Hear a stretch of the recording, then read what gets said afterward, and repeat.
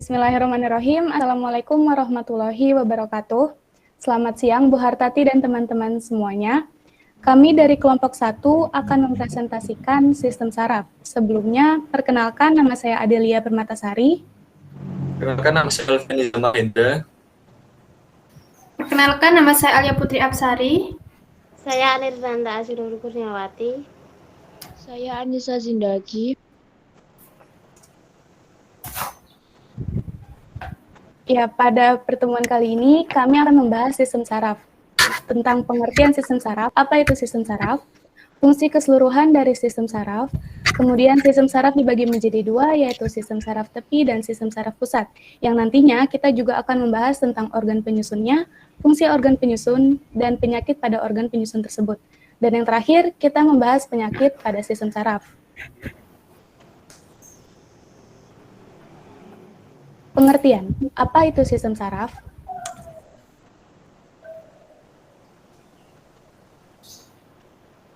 Sistem saraf merupakan salah satu sistem organ pada tubuh manusia yang tersusun atas sel-sel saraf yang saling terhubung untuk mengatur dan mengkoordinasikan seluruh aktivitas tubuh. Jaringan-jaringan saraf atau sistem saraf pada manusia dimulai dari otak dan sumsum tulang belakang yang kemudian menyebar ke seluruh bagian tubuh. Sedangkan pengertian saraf sendiri merupakan serat-serat yang menghubungkan organ-organ tubuh dengan sistem saraf pusat dan antar bagian sistem saraf. Fungsi. Apa saja fungsi sistem saraf secara keseluruhan bagi tubuh manusia? Fungsi yang pertama dan yang paling utama adalah menerima, mengolah, dan menyampaikan rangsangan dari seluruh organ.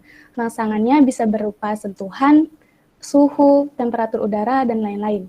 Fungsi yang kedua, menerima setiap rangsangan atau impuls, baik itu dari luar maupun dari dalam tubuh.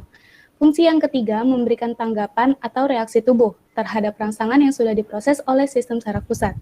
Fungsi selanjutnya adalah mengelola respons semua kegiatan yang tidak disadari, seperti respons flight or fight dan kebalikannya. Fungsi selanjutnya adalah bertanggung jawab atas fungsi lain yang lebih tinggi, yang tidak seluruhnya ditujukan untuk mempertahankan homeostasis, misalnya kesadaran, ingatan, dan kreativitas. Pembagian sistem saraf. Sistem saraf terbagi menjadi dua kelompok besar. Apa saja? Sistem saraf dibagi menjadi dua, yaitu sistem saraf pusat dan sistem saraf tepi. Sistem saraf pusat terdiri dari otak dan sumsum tulang belakang atau medula spinalis. Otak terdiri dari otak besar, otak kecil, dan sumsum lanjutan. Kemudian sistem saraf tepi terbagi menjadi dua, yaitu saraf somatis dan saraf otonom. Saraf somatis terdiri dari 12 pasang saraf otak dan 31 pasang saraf sumsum tulang belakang. Sedangkan saraf otonom terbagi menjadi dua, yaitu saraf simpatik dan saraf parasimpatik. Yang selanjutnya, sistem saraf pusat. Sistem saraf pusat merupakan sistem pengaturan seluruh aktivitas tubuh dan berfungsi untuk menerima rangsangan dari semua bagian tubuh. Kemudian mengontrol dan mengendalikan rangsangan tersebut untuk menghasilkan respon tubuh. Organ penyusun dari unit kerja SPP terdiri dari sel saraf atau neuron, otak, dan sumsum tulang belakang. Neuron. Sel saraf atau neuron merupakan satuan unit kerja utama dari sistem saraf pusat yang berfungsi menghantarkan impuls listrik yang terbentuk akibat adanya suatu stimulus atau rangsangan. Jutaan sel saraf ini membentuk suatu sistem saraf. Neuron terbagi menjadi beberapa bagian seperti gambar di samping. Bagian-bagian tersebut memiliki fungsi-fungsinya masing-masing. Badan sel berfungsi untuk menerima dan meneruskan impuls dari dendrit ke neurit. Di dalam badan sel ada nukleus, berfungsi mengontrol seluruh kegiatan saraf. Yang kedua, dendrit berfungsi untuk menghantar impuls ke sel tubuh. Dendrit dikelilingi spina dendrit yang menghubungkan satu neuron dengan yang lain. Yang ketiga, nodus Ronvier berfungsi sebagai batu loncatan untuk mempercepat pergerakan rangsangan ke arah otak maupun dari arah yang sebaliknya. Yang keempat, sel Schwann berfungsi untuk membentuk selubung mielin yang nantinya berfungsi untuk membungkus dan melindungi akson. Yang terakhir, akson berfungsi untuk mengirimkan impuls dari badan sel-sel saraf yang lain atau ke jaringan lain. Ujung akson atau terminal akson adalah tempat bertemunya sel saraf satu dengan yang lainnya. Selanjutnya adalah bagian otak. Otak adalah mesin pengendali utama dari segala fungsi tubuh. Jika saraf pusat merupakan pusat kontrol tubuh, maka otak adalah markas besarnya. Otak terbagi menjadi beberapa bagian seperti gambar di samping. Bagian-bagian tersebut memiliki fungsinya masing-masing. Selain itu, otak dilindungi oleh lapisan pelindung, yaitu meninges. Dari lapisan luar ke dalam, yang pertama adalah durameter, berisi banyak mengandung pembuluh darah, yang kedua adalah arachnoid, yang ketiga adalah piameter. Piameter merupakan cairan subarachnoid yang berfungsi untuk menjaga posisi otak. Lalu bagian-bagian otak, yang pertama adalah otak besar atau cerebrum. Sebagai pusat saraf sadar terdiri dari 4 bagian. Yang pertama lobus occipitalis, yaitu untuk pusat penglihatan. Yang kedua lobus frontalis, pusat pengendali pikiran dan gerak. Yang ketiga, lobus parientalis, pusat pengendalian kulit, juga pusat indera. Yang keempat, lobus temporalis, pusat dengar dan bicara. Selanjutnya adalah otak kecil atau cerebellum, berperan dalam keseimbangan tubuh serta koordinasi otot. Di otak kecil terdapat pos Farolli atau jembatan Farol untuk penghubung otak kanan dan otak kiri. Otak depan yaitu diencephalon memiliki 2 bagian. Yang pertama talamus menerima dan meneruskan semua rangsang, kecuali bau. Hipotalamus mengatur rasa lapar serta emosi. Otak tengah atau mencephalon terletak di depan otak kecil dan jembatan Farol yang memiliki fungsi sebagai pusat pengaturan gerak mata. Selanjutnya ada sumsum lanjutan atau medula oblongata untuk mengatur sistem pernafasan, sistem kardiovaskuler, dan pola tidur. Penyakit pada otak, contohnya yang pertama adalah arteriosklerosis, penyakit yang menyerang pembuluh darah otak, di mana penyakit ini akan membuat pembuluh darah otak tersumbat karena plak yang merupakan limbah tubuh seperti lemak jahat, kolesterol, dan bahan limbah tubuh lainnya. Yang kedua adalah Parkinson. Penyakit Parkinson adalah penyakit yang sangat berbahaya di mana merupakan penyakit degeneratif saraf yang membuat pengidapnya mengalami kelumpuhan pada salah satu atau seluruh anggota tubuh. Sumsum tulang belakang. Sumsum tulang belakang atau yang biasa disebut medula spinalis merupakan kumpulan serabut saraf yang berada di sepanjang tulang belakang yang membentang dari bawah otak hingga ke punggung bagian bawah dan terdiri dari 33 ruas tulang. Dalam menjalankan sistem saraf pusat, otak adalah pusat komando, sedangkan sumsum tulang belakang berfungsi sebagai jalur pesan yang dikirim oleh otak ke tubuh dan dari tubuh ke otak dan mengontrol gerak tak sadar. Sumsum tulang belakang tersusun dari 4 bagian, yaitu servikal atau leher, toraks atau punggung atas, lumbal atau punggung bawah, dan sakral atau panggul, yang masing-masing memiliki akar saraf.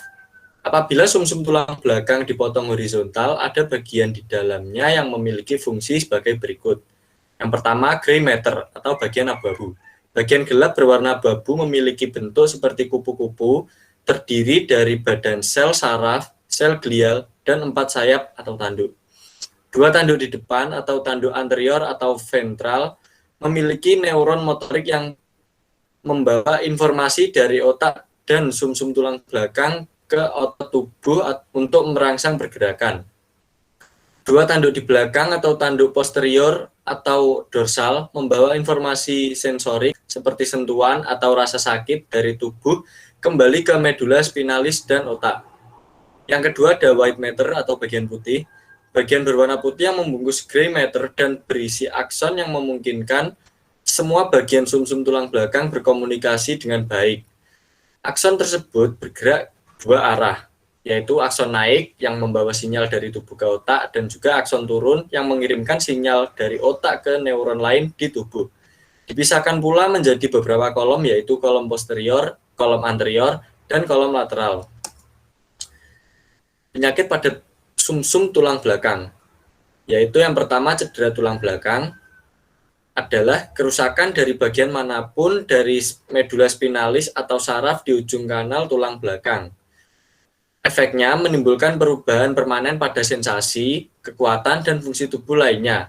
Yang kedua, spinal stenosis, yaitu terjadi ketika pertumbuhan tulang atau jaringan berlebihan mempersempit ruas tulang belakang.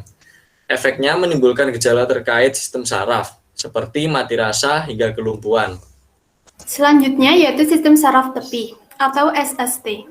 Secara garis besar, fungsi sistem saraf tepi adalah menghubungkan respons sistem saraf pusat ke organ tubuh dan bagian lainnya di tubuh. Saraf ini meluas dari saraf pusat ke area terluar tubuh sebagai jalur penerimaan dan pengiriman rangsangan dari dan ke otak.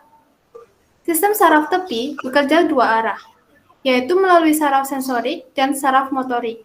Kemudian, sistem saraf tepi terbagi menjadi dua berdasarkan cara kerjanya, yaitu sistem saraf somatik dan juga saraf otonom. Sistem saraf tepi berdasarkan cara kerjanya, yang pertama yaitu saraf somatik, yang mengontrol semua hal sadar dan memengaruhi respon tubuh, yang tersusun atas dua sistem. Sistem saraf kranial yang tersusun dari 12 pasang saraf otak, dan sistem saraf spinal yang terdiri dari 31 pasang saraf dari sumsum tulang belakang. Yang kedua yaitu saraf otonom, yang mengontrol aktivitas yang dilakukan secara tak sadar, yang terbagi menjadi dua, yaitu saraf simpatik yang mengatur respon perlawanan saat ada ancaman atau bahaya. Kemudian saraf parasimpatik yang menjaga fungsi tubuh agar normal kembali setelah ada ancaman atau bahaya. Penyakit. Apa saja penyakit yang ada pada sistem saraf secara keseluruhan? Yang pertama yaitu meningitis. Meningitis merupakan penyakit infeksi yang memengaruhi selaput di sekitar otak dan sumsum tulang belakang atau meninges. Penyakit ini biasanya disebabkan oleh virus, bakteri, atau jamur. Penyakit mematikan ini dapat menjadikan tantangan kesehatan masyarakat secara global dan sering ditakuti di negara manapun di dunia. Kemudian yang kedua yaitu stroke. Stroke terjadi ketika suplai darah ke otak terganggu atau berkurang sehingga jaringan otak tidak mendapat oksigen dan nutrisi dan menyebabkan sel-sel otak mulai mati dalam beberapa menit. Yang ketiga yaitu Alzheimer. Penyakit kelainan progresif yang menyebabkan kemampuan sel-sel otak merosot atau bahkan mati dan merupakan penyebab umum penyakit demensia yang memengaruhi ingatan, pemikiran, dan juga perilaku. Yang terakhir yaitu Bell's palsy, yang merupakan kondisi lemah atau lumpuh pada satu sisi wajah secara tiba-tiba yang disebabkan oleh peradangan atau kerusakan pada saraf di wajah. Dan kondisi ini umumnya terjadi pada wanita hamil, diabetes, dan juga HIV. Ya, sekian presentasi dari kelompok kami. Kurang lebihnya mohon maaf. Terima kasih. Wassalamualaikum warahmatullahi wabarakatuh.